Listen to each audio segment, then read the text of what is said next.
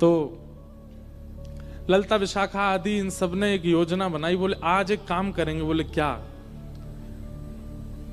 किशोरी जी जितनी सुंदर है ना, उतनी ही सुंदर सारी सखियां हैं। वो तो श्रृंगार किशोरी जी का विशेष होता है, इसलिए पता चलता है कि ये ललिता जी, ये विशाखा जी, ये ऐसे सब। अगर एक सा पोशाक और एक सी श्रृंगार सब धारण कर लें तो कोई पहचान नहीं पाएगा कि इनमें किशोरी जी कौन है। तो आज ललिता विशाखा ने एक लीला करी। एक सी पोशाक, एक से कुंडल, एक सी नथबेसर, एक से गले के हार, एक से सिर को क्या बोलते हैं, उसको क्या बोलते हैं? अरे बताओ ने कहा बोले मत हैं? टीका, बाजूबंद, पाम के नूपुर, जो भी होते हैं। हमारे लाल जी पहनते नहीं ना, इसलिए हमको नहीं पता। श्री जी पहनती हैं। तो एक जैसा श्रृंगार। किशोरी जी बोली आज कहाँ कौतुक करो। बोले आप तो चुप रहो बिल्कुल। आज एक जैसा श्रृंगार होगा, एक जैसी माला, एक जैसे कुंडल, एक जैसे काजल, एक जैसी लालिमा, एक जैसो सब कछु। और आज श्याम सुंदर कुंज में आएंगे तब हम उनसे पूछेंगे बताओ हम में से राधा रानी कौन है। किशोरी, अरे ऐसे मत करो, बेचारे बड़े भोले हैं। एक से सब देखेंगे पहचान नहीं पाएंगे, और नहीं पहचान पाएंगे तो मुंह को कष्ट होएगा। नहीं, अब वो तो मुझे पता है कि वो पहचान तो जाएंगे, लेकिन कहीं तुम सबरी बड़ी उद्यमी हो, कहीं ऐसा श्रृंगार कर लियो, कहीं कोई और पे दृष्टि चली गई और फिर मुझे बड़ो श्रम है जाएगा। ललिता विशाखा बोली श्रम ना होगा, बल्कि स्पष्ट है जाएगी बात। ये जो आपके मन में इतना भ्रम है ना कि श्याम सुंदर बहुत प्रेम करें, अरे भाई प्रेम करें तो पहचान जाएंगे। किशोरी जी बोले अब तुम्हारी जैसी राजी हो तुम करो। सब ने एक जैसा श्रृंगार किया। महाराज श्याम सुंदर की तो कहा चले, ललिता विशाखा नहीं पहचान पा रही है कि सबन में राधा रानी कौन सी है। इंदु लेखा के पास गई और जाके बोली हे श्यामाजू। अरे मैं श्यामाजू नहीं, मैं इंदु हूं। वो श्यामा जी कौन से? पर वो हाथ खड़ो कर रही को मैं हूं यहाँ पे, यहाँ ऐसी सबरी एक सी बन गई कि आपस में ही नहीं पहचान पा रही है किशोरी जी कौन सी है। आज सबरी सखी बड़ी प्रसन्न, बोले आज श्याम सुंदर को पता चलेगी ये बहुत अपनो प्रेम प्रेम बता में। किशोरी जी के पास जाकर के सब सखी बोले तुम्हारे हाथ जोड़ें, तुम्हारे पाम पूजें, और तुम्हें हम सबकी सौगंध है। बोले कहा आप कुछ ना कुछ ऐसा करोगी कि उनको पता चल जाएगा कि आप किशोरी जी हो, इसलिए आपसे हमारी प्रार्थना है आप अपने मन से कुछ भी नहीं करोगी। और सबसे आगे विशाखा जी खड़ी हो गई, मैं जैसे करूंगी मुंह देखती नहीं हूं, मैं जहां देखूं वहीं देखना है, मैं जैसे बोलूं वैसे बोलना है, मैं जब बैठूं वैसे बैठना है, मैं जब चलूं तब चलना है, मैं जो करूं वही करना है आपको। इतनी भोली हैं श्री जी, इतनी सीधी हैं। ठीक है कर लूंगी। प्रसन्न भी हैं सारी गोपियां, लेकिन चिंता भी हो रही है मन में कि कहीं श्याम सुंदर पहचान नहीं जाए कि कौन सी है किशोरी जी। आहा शाम की बेला हुई। ठाकुर जी बढ़िया सुंदर कटकाछनी पहन करके, मुकुट धारण करके, सुंदर श्रृंगार गलमाला पहन करके और कानन में बढ़िया मकराकृत कुंडल धारण करके वंशी बजाते भय निकुंज में जैसे ही आए। निकुंज में प्रवेश करके जैसे नेत्र खोल करके देखे, आज तो भैया 9 राधा रानी खड़ी हैं सामने, अष्ट सखी और किशोरी जी। ठाकुर जी बोले जे का भैया इस सबरी किशोरी जी कैसे बन गई?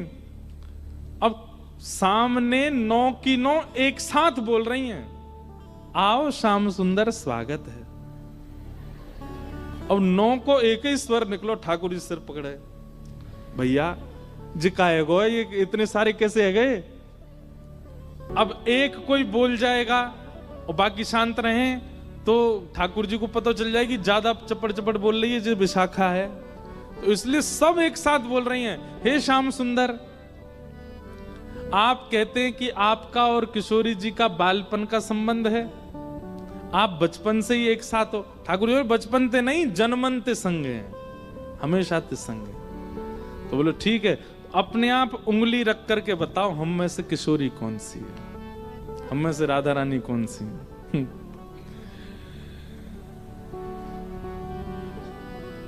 ठाकुर जी पहले तो देखते रहे, एक एक के पास जाकर के देखें, एक जैसा स्वरूप, एक जैसा स्वभाव, एक जैसी आंख, एक और महाराज कहां तक कहें, पलक भी एक संगी झपका रही है सबरी।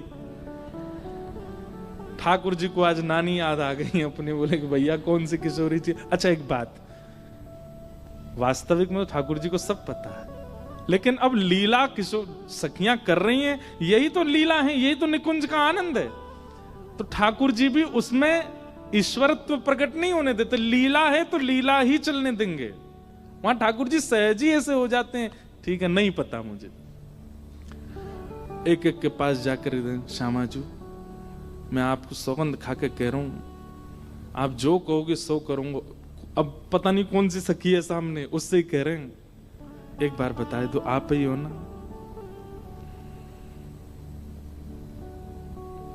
सबके आगे जाके मनोहार करें, लेकिन ठाकुर जी नहीं पहचान पाए।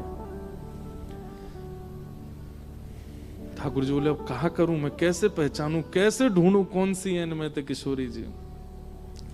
तभी ठाकुर जी बोले भैया सब सखीन के रूप एक से है सकें, आंख एक सी है सके, श्रृंगार एक सौ है सके, वस्त्र एक सौ है सके, पर स्वभाव किशोरी जी जैसा कोई को ना है सके। और बोले स्वभाव के लिए तो फिर मोकू कछु ने चतुर काम करनो पड़ेगो। ठाकुर जी बोले मैंने पहचान नहीं। सब सखी बोली कौन सी हैं? बोले रुक जाओ सिंहासन पर बैठ के बताऊंगा। दूर जाके बैठ गए और सिंहासन पर बैठ के कहा कह रहे हैं, वह देखो ठाड़ी युवतिन में, वह देखो ठाड़ी युवतिन में, नील बसन तन गोरी गोरी। नहीं नहीं नहीं नहीं, उनको रूप रंग कहा बता रहे है? बोले ये वही हैं। बोले कौन सी? अरे वही जो तुम सबन के बीच में खड़ी हैं। बोले कौन सी? बोले जाने। कहा बालापन में हम ही सिखायो, बालापन में हम ही सिखायो, मैं जब छोटो हतो तब इनने ही मोकू सिखायो। बोले कहा सिखायो? छल बल बहुविधि चोरी। हाँ छल बल बहुविधि चोरी। बोले अरे बालपन में इन्ने ही मोकू छल करनो, इन्ने ही मोकू हट करनो, और कहा बताऊं अलग अलग प्रकार की चोरी करनो मोकू इन्ने ही सिखायो। जैसे ही कही ठाकुर जी ने बालापन में इन्हें ही सिखायो छल बल बहुविधि चोरी, इतने में ही किशोरी जी सामने आके मैंने कब सिखायो तुमको? ठाकुर जी बोले ये रही हमारी श्यामाजू। ललता विशाखा सब सिर पकड़ के बैठ गई। बोले हे किशोरी जू जी कहा कियो? किशोरी जी घबरा गई। अरे अरे मुझे गलती है गई। बोले गलती का है गई? आपने तो 2 मिनट में आके कह दी कि मैं हूं किशोरी। हाँ ठाकुर जी दौड़ करके गए, किशोरी जी को अंक में भर लियो। सब सकीन के नेत्र सजल है गए। कैसी भोली हमारी किशोरी जी, कैसी सीधी हमारी श्री लाडली जी। ऐसे सीधे हम हैं, ऐसा स्वभाव हमारो है, और हम भजते हैं राधे कृष्ण। मिलेंगे हमें, उनके लायक हैं हम कहीं से भी। इनके गुण की ग्रथित मालूम है, इनके गुण की मालूम है, आज हूँ उड़ते ना छोड़ी, आज उड़ते ना छोड़ी।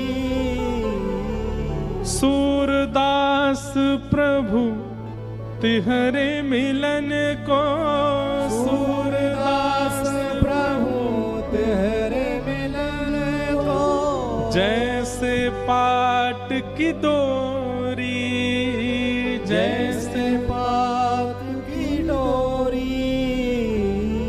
इनमें को वृषभानु किशोरी, इनमें को वृषभानु वृषभानु दुलारी की। ऐसी हमारी किशोरी जी हैं, ऐसी हमारी लाडली जी हैं। हम वह सरलता, सहजता, सौम्यता, प्रसन्नता की बिंदु भी नहीं है, हमें कैसे मिल जाएंगे ठाकुर जी? इसीलिए हमें आचार्यों की आवश्यकता, इसीलिए हमें गुरुओं की आवश्यकता, इसीलिए हमें कथाओं। गुरु बन गए, कथा सुन ली, आचार्य मिल गए, हो जाए कल्याण? नहीं, अपना परिवर्तन देखना पड़ेगा हमको कि हम परिवर्तित हो रहे हैं कि नहीं उनकी कृपा से। और आज श्रीजीव गोस्वामी पाद की कृपा हो गई गदाधर जी पर। किस वजह से? क्योंकि उनका स्वभाव वो ठाकुर जी को प्रिय लग गया था, इसलिए बिना आचार्य के ही उनके चित्त में ऐसा प्रेम प्रकट हो गया और आज आ गए वृंदावन।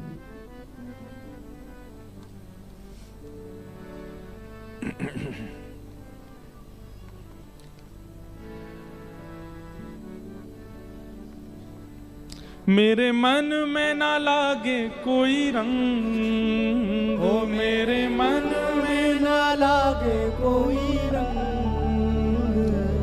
मेरे मन में ना लागे कोई रंग, मेरे मन में ना लागे कोई रंग। क्यों?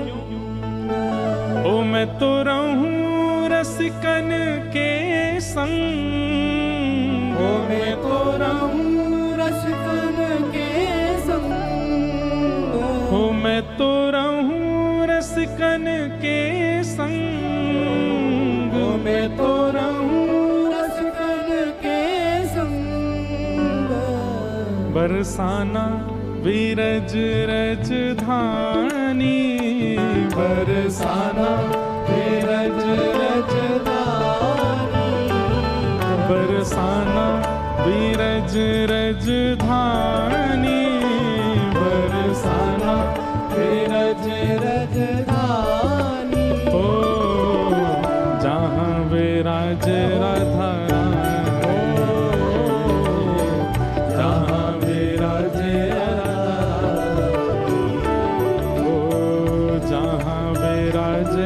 राधा रानी, जहाँ विराजे राधा रानी।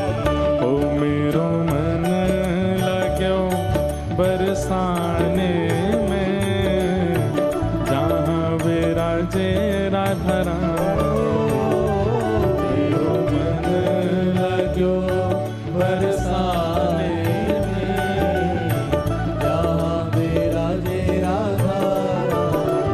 ओ मेरो मन लाग्यो बरसाने में, जहाँ विराजे राधा रानी। मेरो मन लाग्यो बरसाने में,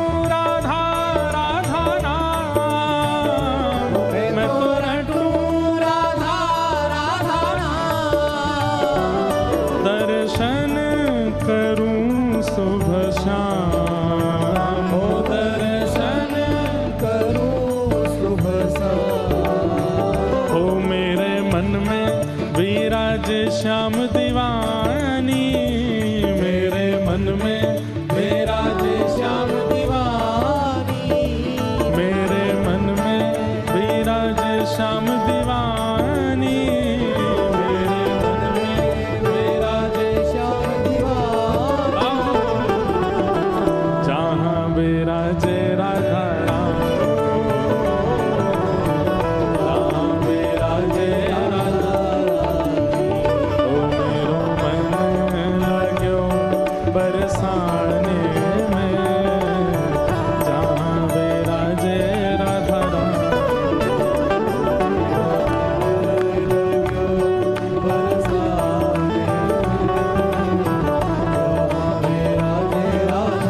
श्री राधा रमण लाल की।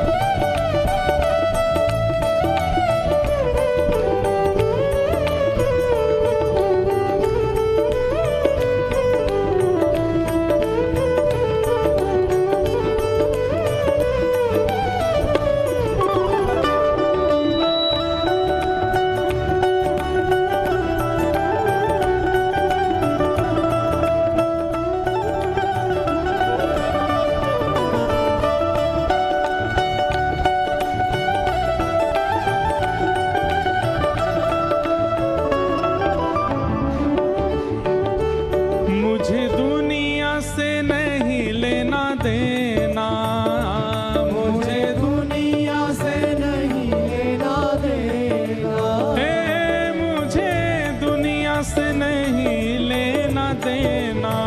ओ मुझे दुनिया से नहीं लेना देना।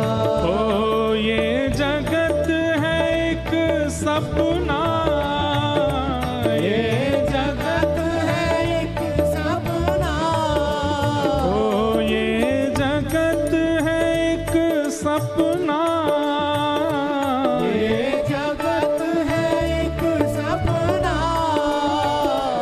यहाँ कोई नहीं अपना, यहाँ कोई नहीं अपना, ओ यहाँ कोई नहीं अपना, यहाँ कोई नहीं और ये बात तो गर्जना करके बोलनी चाहिए, भुजा उठा करके बोलनी चाहिए। उठाओ भुजा। ओ मेरी अपनी वृषभानु दुलारी, मेरी अपनी वृषभानु दुलारी, मेरी अपनी वृषभानु दुलारी, मेरी अपनी वृषभानु दुलारी, हे वृषभानु दुलारी, वृषभानु दुलारी, वृषभानु दुलारी, वृषभानु दुलारी, बरसाने वारी, बरसाने वारी, कीरत सुत प्यारी, तीरथ सुत प्यारी, वृषभानु दुलारी, वृषभानु दुलारी, बरसाने वारी, बरसाने वारी, मेरी अपनी वृषभानु दुलारी, मेरी अपनी वृषभानु दुलारी, जहाँ विराजे राधा रानी, ओ जहाँ विराजे राधा ओ मेरो मन लाग्यो बरसाने में, जहाँ विराजे राधा रानी, मेरो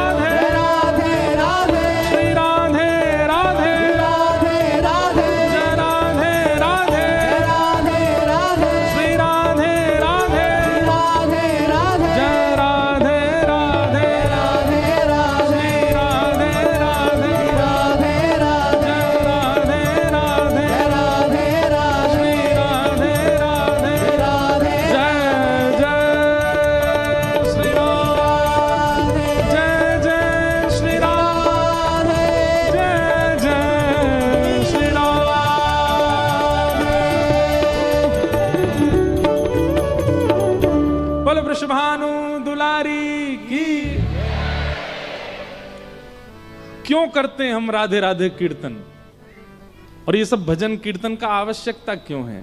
ये नृत्य करने के लिए, गाने के लिए, ताल बजाने के लिए तो ठीक है, पर मूल रूप से हम में जिनका हम कीर्तन करें उन जैसा स्वभाव चित्त में आ जाए, उन जैसा गुण चित्त में आ जाए, इसलिए ये कीर्तन है।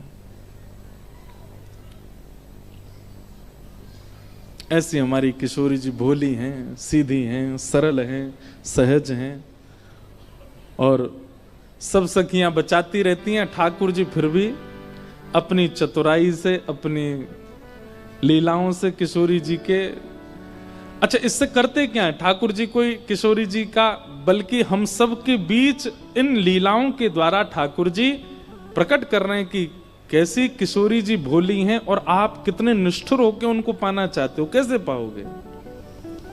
उनके लिए तो वैसा ही सरल बनना पड़ेगा, सहज बनना पड़ेगा। हम लोग बहुत कठोर हृदय वाले हैं बंधुओं, हम कैसे पाएंगे उनको? इसलिए लीलाएं गवा रहे हैं ठाकुर जी आचार्यों के मुख से कि इन लीलाओं को सुन के आपके चिंतन में ये भाव आवे कि इतनी सरल, सहज और ऐसे स्वभाव वाली हमें कैसे मिलेंगी। आज गदाधर पंडित पर कृपा हुई और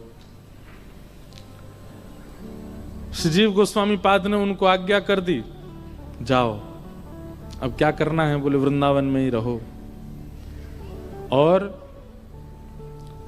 नित्य एक नियम का पालन करो। बोले क्या? चाहे लोग आवे चाहे ना आवे, तुम रोज कथा सुनाया करो, क्योंकि तुम्हारी वाणी में ये सामर्थ्य है, तुम्हारी वाणी में साक्षात श्री युगल सरकार विराज रहे हैं।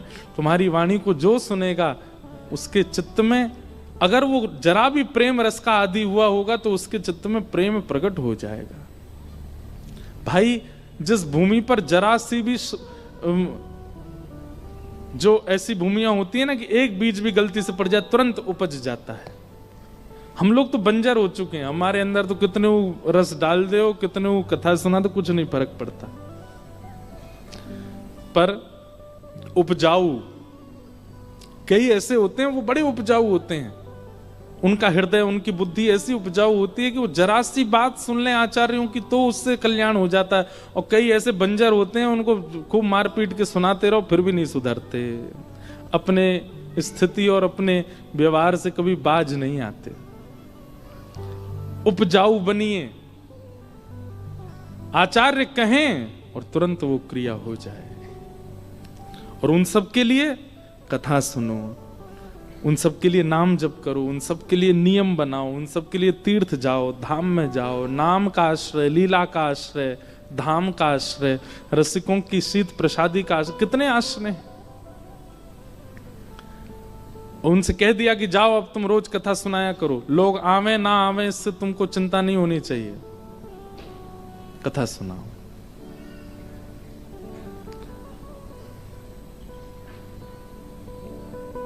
हम जब पहले कथा नहीं करने लग गए थे तो इतनी भीड़ नहीं होती थी।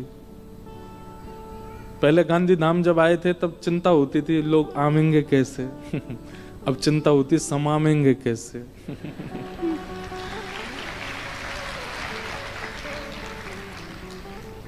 अब तो देखो कहाँ बेचारे बाहर खड़े हैं, कोई बाहर से कह रहे हैं दिखा दो भीतर, कोई कह गेट ही खोल दो आवाज ही आती रहेगी क्योंकि कभी इसी उद्देश्य से कथा करी नहीं कि लोग सुने, भीड़ आवे। और जब उद्देश्य आपका वो नहीं होता, कुछ और होता है, तो ठाकुर जी वो सब दे देते हैं, ठाकुर जी सब अनुग्रह कर देते हैं। उद्देश्य अपना कुछ और है, उद्देश्य अपना कुछ और मानिए। अच्छा एक बात हम पहले कह दें, बिना उद्देश्य के भजन मार्ग में मत आइए, उद्देश्य तो रखो। मुझे कुछ नहीं चाहिए, यह भी एक उद्देश्य है, इस उद्देश्य से भी सही भजन करो। मुझे ठाकुर जी से कुछ नहीं चाहिए, मुझे उनसे कुछ कामना ही नहीं है, ये भी तो एक उद्देश्य है। इसी उद्देश्य का नित्य चिंतन करके नाम जप करो। उद्देश्य तो होना चाहिए, पर वो संसार के इच्छाओं की पूर्ति वाला नहीं होना चाहिए बस। तो गदाधर जी को आज्ञा कर दी, अब तुम रोज कथा किया करो, क्योंकि तुम्हारी वाणी इतनी श्रेष्ठ है, तुम्हारी वाणी में साक्षात प्रिया प्रियतम विराज रहे हैं, तुम्हारी वाणी कोई सुनेगा, गलती से उसके कान में पड़ेगा, अगर वो उपजाऊ होगा तो उसके अंदर प्रेम रस प्रकट हो जाएगा। और गुरु आज्ञा मान ली, कह दिया सब छोड़ो, वृंदावन बस जाओ और नित्य ठाकुर जी का यश गाया करो। गदाधर जी सब छोड़ के वृंदावन बस गए और नित्य कथा सुनाते हैं, नित्य कथा कहते हैं। हमारे वृंदावन में एक गांव है, उसका नाम है बुरजा। बुरजा, वहां के एक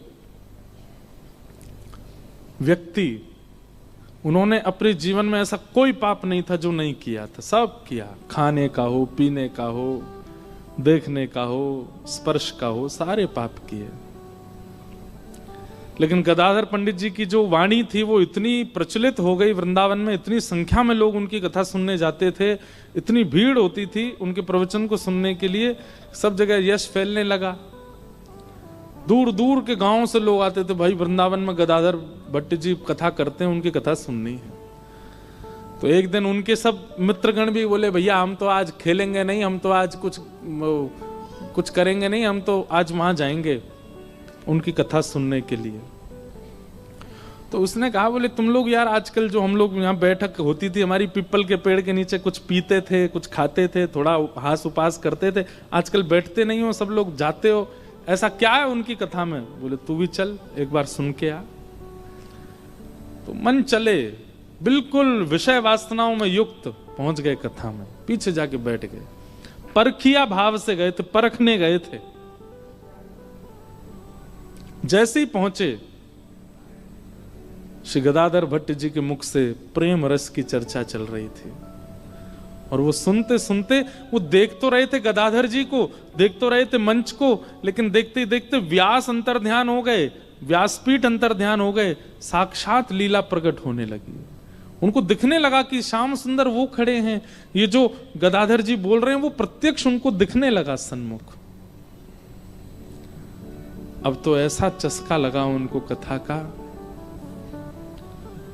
अब तो वो नित्य जाने लगे, और नित्य जाते जाते स्थिति ऐसी कि अपने सारे विषय भोग सब छोड़ छाड़ दिए, रोज जाते कथा श्रवण करते। अब तो सबसे आगे बैठने लगे, कथा सुन के कोने में बैठ जाते आगे, और नेत्र बंद करके बैठते, पूरी कथा श्रवण करने के बाद ही उठते। ऐसा उनका समर्पण हो गया। इन सब कारणों से एक स्थिति हुई, क्या कि अब परिवार का जो व्यवहार निभाना चाहिए था वो निभा नहीं पाते थे, वो जो श्रोता सुनते थे कथा। परिवार में कोई उत्सव होता, परिवार में कोई ब्याह होता, परिवार में कुछ होता, तो वो बचने का ही प्रयास करते, जाते तो थे लेकिन इतना इन्वॉल्वमेंट उनका होता नहीं था, क्योंकि भाई भक्ति चित्त में आएगी तो आप व्यवहार से थोड़े तो हट जाओगे, ये तो निश्चित है। इसलिए जिसको व्यवहार करना हो या व्यवहार प्रिय हो, भक्ति मार्ग में ना आवे, क्योंकि भक्ति मार्ग छूट जाएगा या फिर व्यवहार छूट जाए, कोई एक ही रह पाएगा, दोनों नहीं निभ सकते। हाँ, ये होगा कि आप स्वभाव से विचार से भक्ति मार्ग के हो, व्यवहार में फिर आप नाटक ही करोगे, व्यवहार में फिर आपका नाट्य चलेगा। बोलनी तो नहीं चाहिए, पर हमारा भी ऐसा ही स्वरूप हो गया है। अब वैसे तो घर जा नहीं पाते 2-2 महीना तक, लेकिन अब जब जाते हैं और घर के संबंधियों में कुछ कहीं आना जाना होता है ना, तो फिर वो बहुत व्यवहार ही चलता है, नाटक ही चलता है, क्योंकि हृदय से तो वो निकलता नहीं, तो फिर वो रहने के लिए संसार में थोड़ा नाटक करना पड़ता है। ब्याह में नाचना भी पड़ता है घोड़ी के आगे, वाह, दुल्हा की बलैया भी लेन पड़ती है। मन तो होता है कि लगनारो ने को बढ़िया सो, लेकिन कहा कर लेनी तो पड़ेगी। और जिन जिन के ब्याह निकले होंगे पिछले साल, वो सुन रहे होंगे तो कहेंगे अच्छा दारी को यूं, लेकिन भैया इसमें हमारा कोई काम नहीं, ये तो भक्ति का स्वरूप है कि वो फिर व्यवहार में आपको ज्यादा निपुण रहने नहीं देगी, वहां तो फिर नाटक ही करोगे आप वास्तविकता से नहीं कर सकते। तो अब वो श्रोता रोज गदाधर जी कथा सुनते, अब वो परिवार के प्रति उनका ज्यादा मन लगता नहीं था। करते थे पर व्यवहार नाटक जैसा होता था उनका।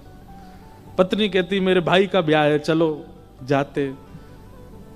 अरे तुम बैठे हो, सब नाच रहे हैं, तुम भी नाचो। थोड़ा बहुत नाचते, लेकिन चिंतन में ये रहता कि वृंदावन होता, गदाधर जी की कथा सुन रहा होता, कितना आनंद आता। ये कहाँ व्यवहार में फंस गया। अभी पहले तो व्यवहार छूटा, अब धीरे धीरे इंद्रिय सुख भी कम होने लगा। पहले तो पत्नी को बोलते थे बढ़िया ऐसा भोजन बनाओ, ये करो वो करो। अब पत्नी जो दे दे वो स्वीकार है। पत्नी जानबूझ करके ऐसा करती, कभी कभी नमक ही नहीं डालती कि बोले कि नमक डालो। वो देखती है कि पूरी थाली साफ हो गई, पा लिया, बोले ही नहीं एक बार भी। पूछा कैसा था प्रसाद? बहुत बहुत बढ़िया, जैसा रोज बनता वैसा ही था। अब उनकी जीव स्वाद की आदी नहीं रह गई है। पत्नी पहले से विचार करके रखती, आज ही आएंगे, इनसे लड़ूंगी जबरदस्ती। लड़ाई हो किसी बात पे, बहुत दिन हो गए लड़ाई नहीं हुई है घर में, ये भी एक चिंता का विषय हो जाता। अब लड़ते नहीं है हमसे, आए तो लड़ने लगी किसी बात पर। देवी तुम क्या चाहती हो ये बताओ। बोले मैं चाहती हूं तुम ऐसे इतने बजे सो जाया करो, इतने बजे उठा करो, इतने बजे नहा लिया करो, मुझे इतने पैसे दे दिया करो। ये सब नियम लिख लिया उन्होंने। ठीक है, रोज ऐसा ही होगा, इतने बजे उठ जाऊंगा, इतने बजे सो जाऊंगा, तुमको जो चाहिए वो दे दूंगा। पत्नी बोली ये क्या हो रहा है। इसके साथ साथ कई निज जो दंपति जीवन में आवश्यकताएं होती हैं उनसे भी वो विमुख होने लगे। पत्नी स्पर्श से भी दूर रहने लगे।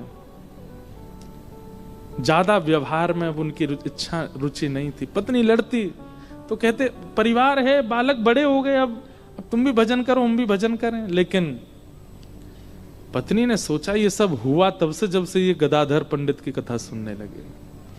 इसने मेरा पूरा घर सर्वनाश कर दिया।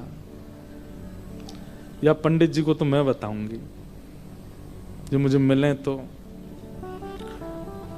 और ऐसी ओछी हरकत की उन्होंने जो नहीं विचार करना था। वो जो श्रोता थे उनकी पत्नी गई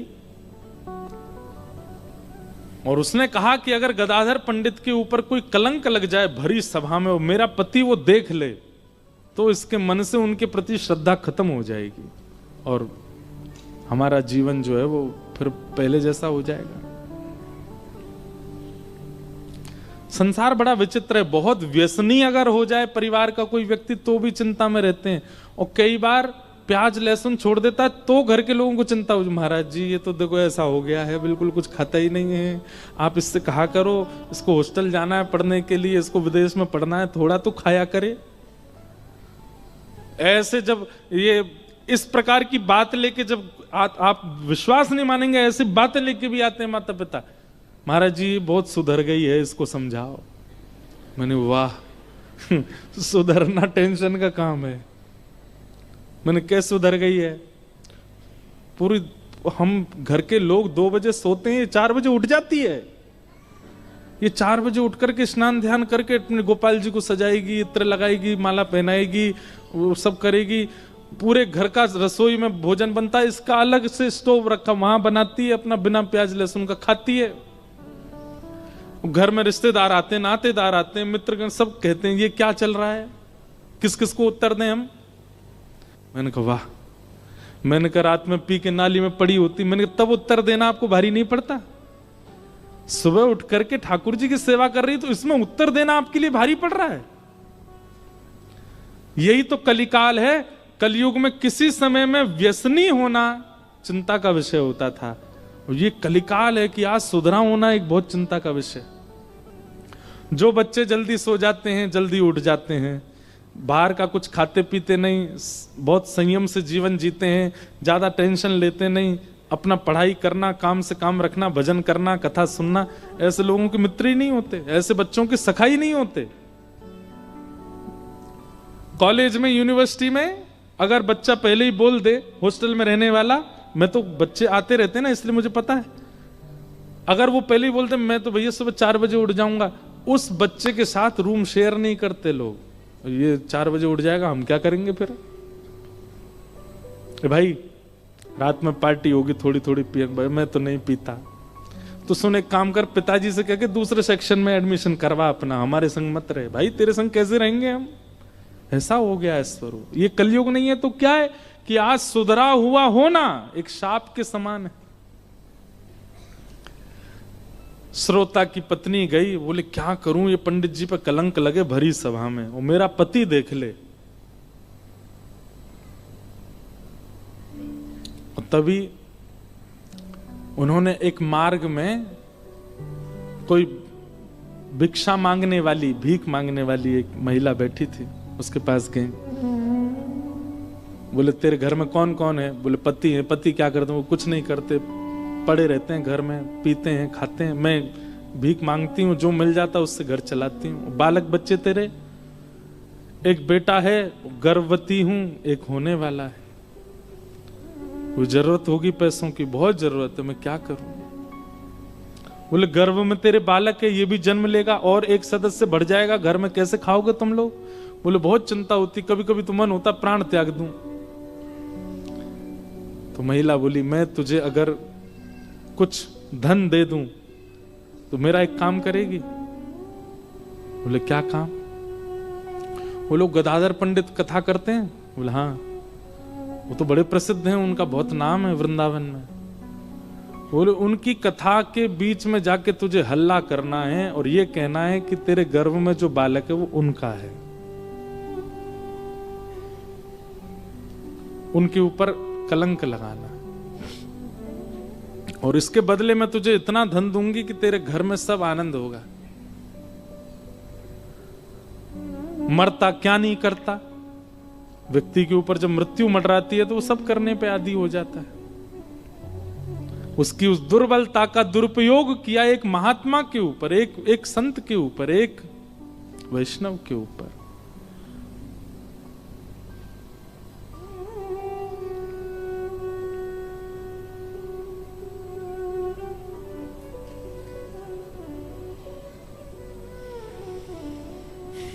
कहना तो नहीं चाहिए पर कई बार हमको अनुभव हो जाती हैं कई चीजें।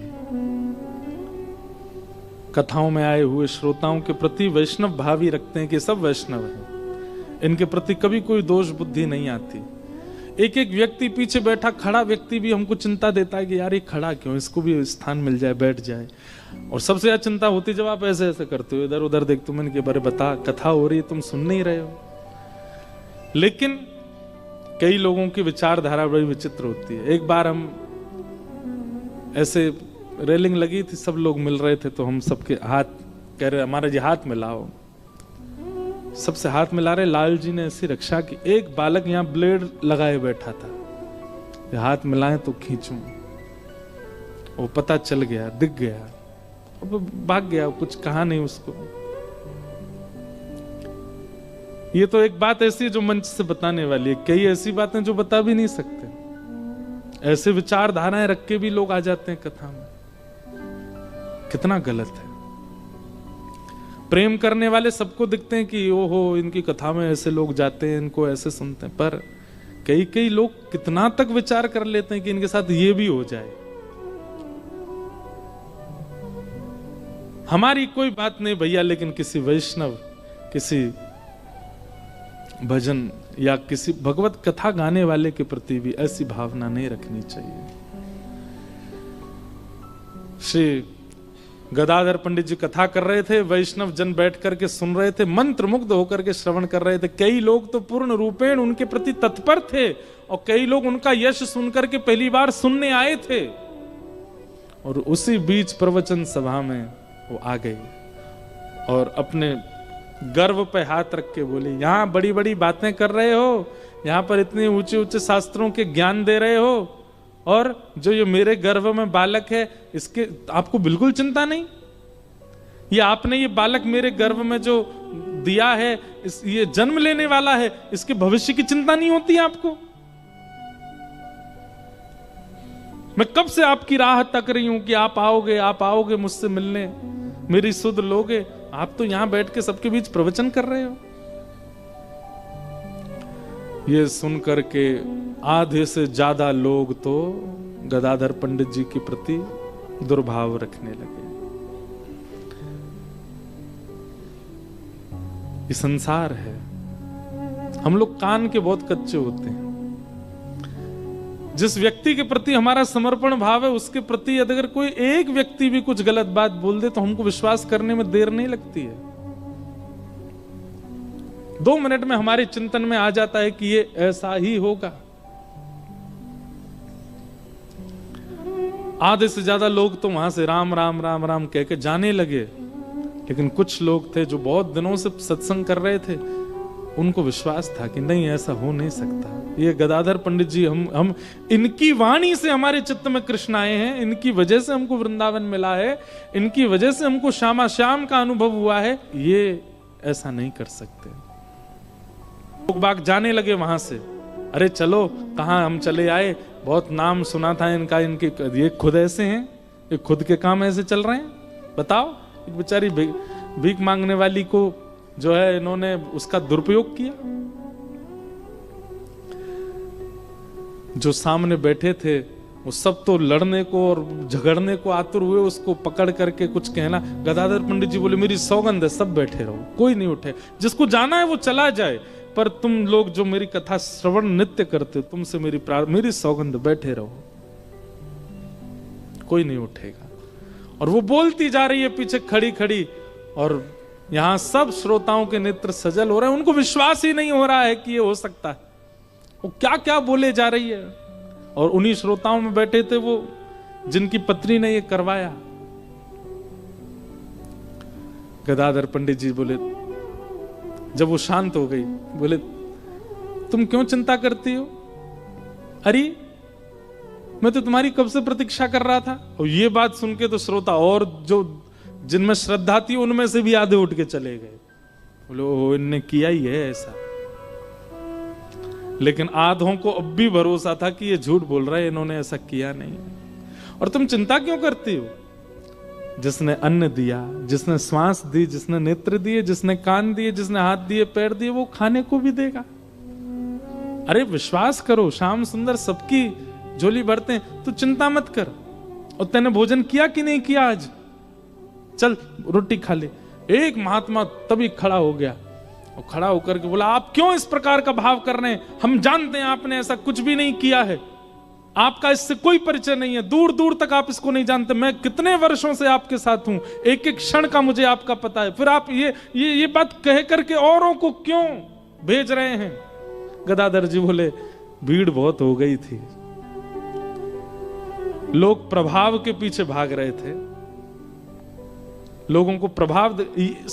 ऐसी ही स्थिति श्री चैतन्य महाप्रभु के चरित्र में आती है। उनके केश इतने सुंदर थे, महाप्रभु जी जब चलते थे तो सिल्क के वस्त्र पहनते थे, धोती ऊपरना, और उनका अंग इतना सुंदर था, उनके छरेरा बदन, उनके केश इतने सुंदर, मुस्कान इतनी सुंदर कि लोग बाग सत्संग कम सुनते थे, उनके रूप को ही देखते रहते थे, कितने सुंदर है। महाप्रभु जी जब अपनी पलक झपकाते थे ना, कितने लोग, स्त्रियां नहीं पुरुष भी, उनके पलक झपका के ऐसे देखने मात्र से घायल हो जाते थे। महाप्रभु जी के साथ जब खूब भीड़ हो गई, चारों तरफ भीड़ ही भीड़, जहां से निकल जाए वहां आदमी आदमी है। एक दिन महाप्रभु जी ने विचार किया, क्या वास्तव में मेरे वचनों से ये सब लोग आकर्षित हैं? नहीं, मेरे वस्त्रों से। और उसी दिन बिन बताए रात्रि में ही अपने केश निकाल दिए। और दूसरे दिन जब महाप्रभु जी आए और जैसे प्रवचन करने लगे, आधी जनता तो उसी समय उठ के चली गई। क्यों? जिन केशों पे हम बारी बारी जा रहे थे वो तो निकाल दिए इन्होंने, अब क्या करना। आधे तब चले गए, फिर उन्होंने विरक्त वेश धारण किया, आधे तब चले गए, फिर जो रह गए शेष, बोले हाँ, ये प्रभाव पर नहीं, ये स्वभाव से आए थे पास से, अब तुम मेरे संग रहो। तो गदाधर पंडित जी भी यही बोले तुम क्यों इतना नाराज हो रहे हो? भीड़ बहुत हो गई थी, प्रभाव बहुत ज्यादा हो गया था, और कहीं ना कहीं इतना पुजवाना, इतना पुजना, इतना प्रभाव कभी कभी भक्ति में विघ्न डालता है। ये भी होना जरूरी था, बैठ जाओ। और कुछ और बचे थे, गदाधर जी को तो पता था कि मेरा असली श्रोता कौन है, वो देख लिया उन्होंने, बोले हाँ, अब ये प्योर बच्चे हैं, अब ये मुझे छोड़ के जाने वालों में से नहीं है। तब उसको बुलाया, बोले तू जो कहेगी हम देंगे, तेरे को अन्न देंगे, धन देंगे, वस्त्र देंगे, तू बस बता किसने कहा यहां आकर के ऐसा बोलना है। गदाधर जी नहीं बोले, किसी ने उसको बुला के पूछा। जब वो नहीं मानी तो फिर उसको थोड़ा रोष करके पूछा, बोले बता किसने कहा, हम तुझे नहीं तो निकाल देंगे। और बोला कुछ थोड़ा, गदाधर जी बोले नहीं कुछ मत कहो। बोले नहीं आप पूछने तो दीजिए। तब उसने बताया, बोले बुर्जा गांव में वो आपके ही श्रोता हैं, ये बैठे यहाँ पे बैठे हैं, इनकी पत्नी ने मुझे धन दिया था कि आके ऐसा बोलो। जैसे ही उन्होंने सुना, सुन करके वो तो क्रोध में भर गए, आंखें लाल पड़ गई, अपनी पत्नी को मारने के लिए जाने लगे। गदाधर पंडित जी ने तुरंत कहा, मेरी कथा अगर सुनी है, सुन करके एक बार भी यदि तुझे शाम श्यामा के नित्य लीला का अनुभव हुआ हो तो वहीं बैठ जाओ। मेरे तेरे चाहने से कुछ नहीं होता वत्स। मैंने कहा ना, मुझे बहुत प्रभाव मिल गया था, मुझे इसको घटाना था, इसलिए मैं तो प्रार्थना करता था ठाकुर जी इतना यश मत दिलाओ। और ठाकुर जी ने ये लीला करके कर दिया।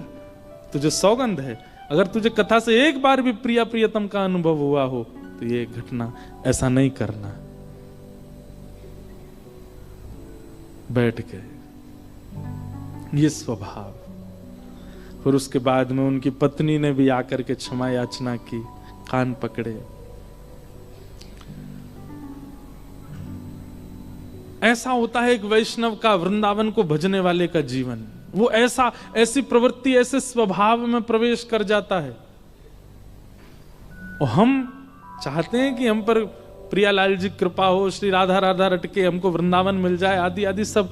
ये भैया सप्तनिधियों का पद, ये कोई केवल भजन नहीं है, कोई संगीत नहीं है, कोई यहाँ कल आप सबके बीच बैठ करके जो वीडियो बनाई गई, ये कोई प्रभाव का, एक एक को जो ठाकुर जी मिले हैं ऐसा त्याग उनके जीवन में है। हम कहते हैं रूप गोस्वामी प्रकट कियो राधा गोविंद रूप निधान, कहने में हमको 2 क्षण लगता, पर रूप गोस्वामी का त्याग सुनेंगे आप, ऐसे ही नहीं मिल गए उनको ठाकुर जी। श्री गोपाल भट्ट की हृदय वेदना प्रगट्यो शाले ग्राम। मैं तो सौभाग्यशाली मानता हूं कि मेरे चित्त में ये शब्द आ गए और मैंने गा दिया, और इसके लिए मैं सदा ऋणी रहूंगा। आपको भी रहना चाहिए कि हम गाते हैं, हम भजते हैं इन सप्तनिधियों को और इनके आचार्यों को। कल जो आप यहां पे वीडियो देख रहे थे, उसमें कोई एक्टर नहीं थे, 2-3 थे जो उनको एक्टर क्योंकि मैंने पहले ही कह दिया था कि भाई ये आचार्यों का स्वरूप निभाने वाला व्यक्ति व्यसनी नहीं होना चाहिए। वैसे तो व्यसन सब लोगों में आ जाता, पर कुछ कला करने वालों में ज्यादा ही आ जाता है। अधिकतर उनमें से वृंदावन के ही हैं, और कितनों ने तो ये कहा था कि भाई सिर पे वो बांध देंगे, क्या कहते हैं वो, कुछ अलग से लगाएंगे ताकि बिना केश के दिखें।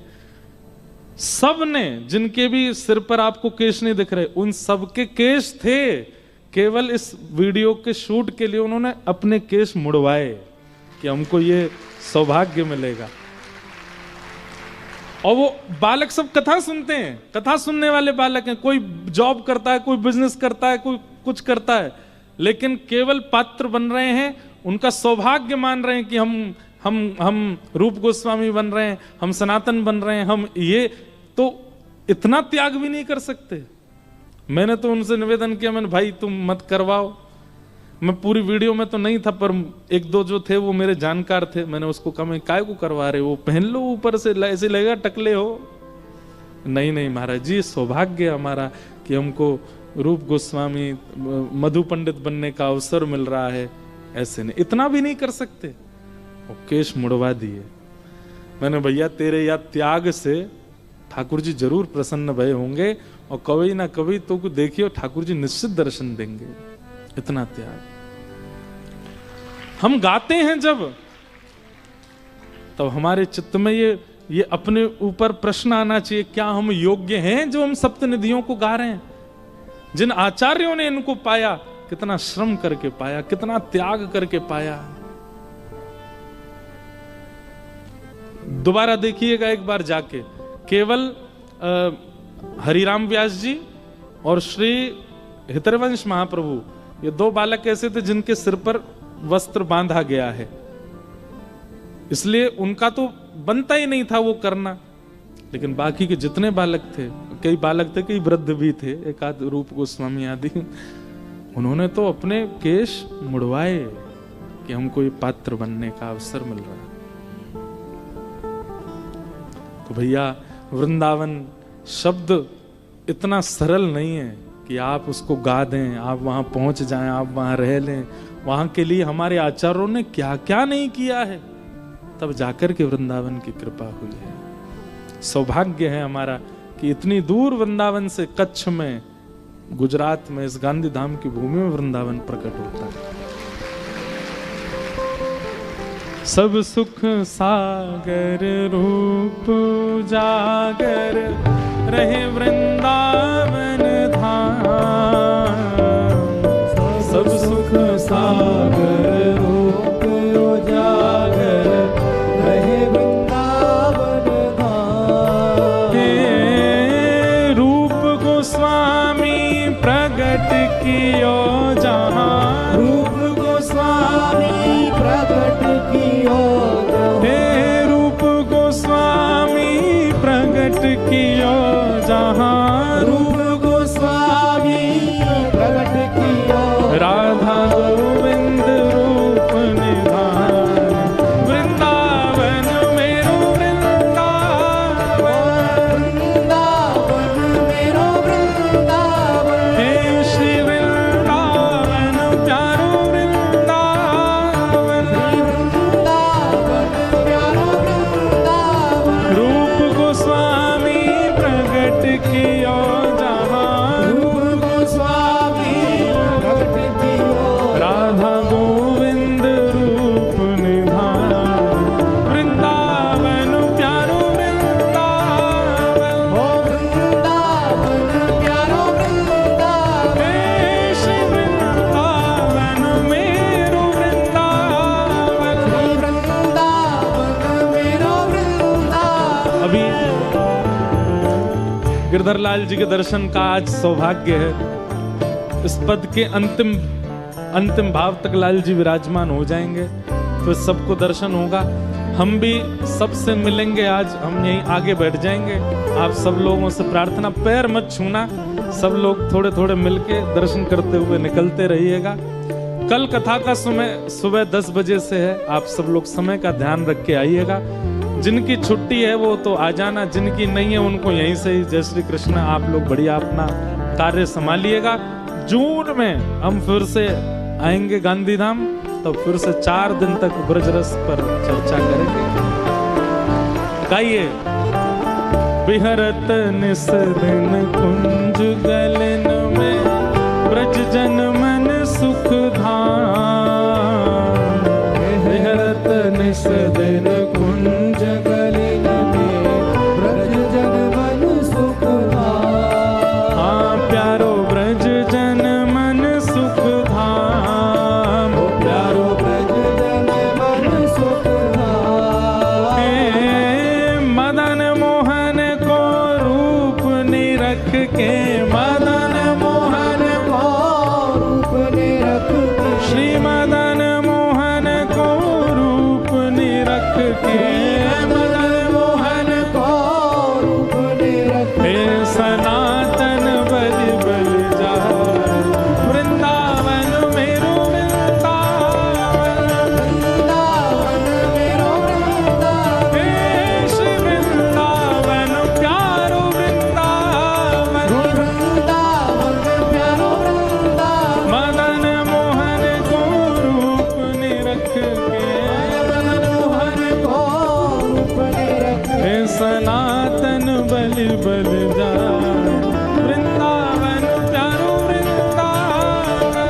वृंदावन प्यारो वृंदावन। हे श्री वृंदावन मेरो वृंदावन। वृंदावन मेरो वृंदावन।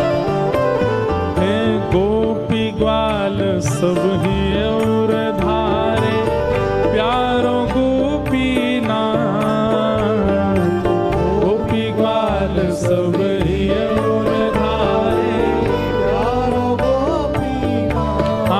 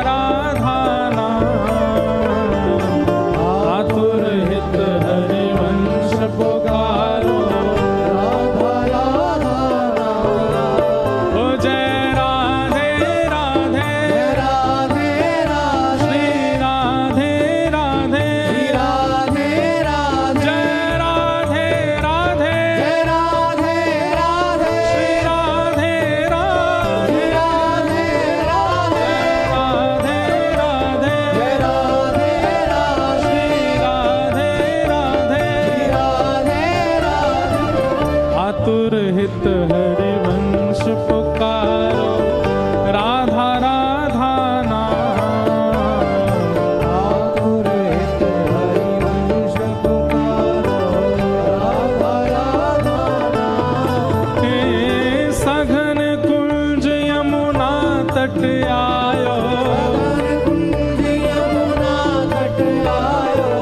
सघन कुंज यमुना तट आयो, ओ प्यारो राधा वल्लभ लाल, वृंदावन मेरो वृंदावन, हे श्री वृंदावन प्यारो वृंदावन, सघन कुंज यमुना तट आयो, ओ प्यारो राधा वल्लभ लाल, वृंदावन मेरो वृंदावन, हे श्री वृंदावन प्यारो वृंदावन,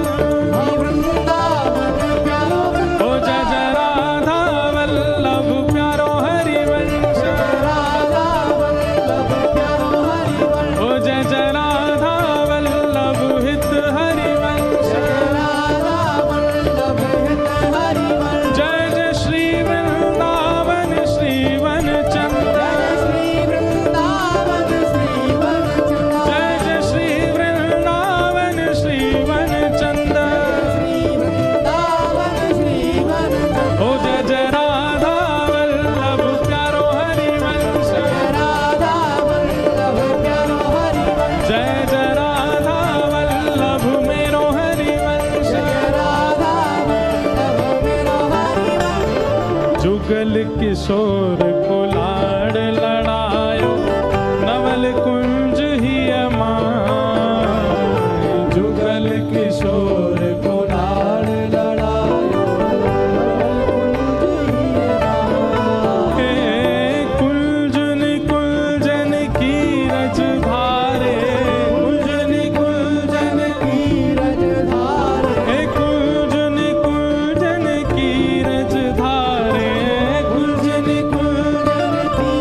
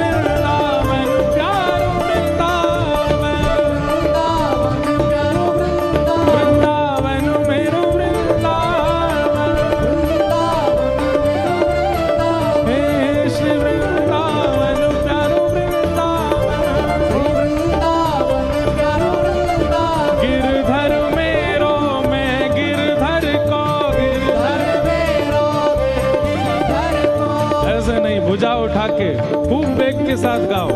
गिरधर मेरो मैं गिरधर को, गिरधर मेरो मैं गिरधर को, गिरधर मेरो मैं गिरधर को, गिरधर मेरो मैं गिरधर को, हाँ गिरधर मेरो मैं गिरधर को, गिरधर मेरो मैं गिरधर को, गिरधर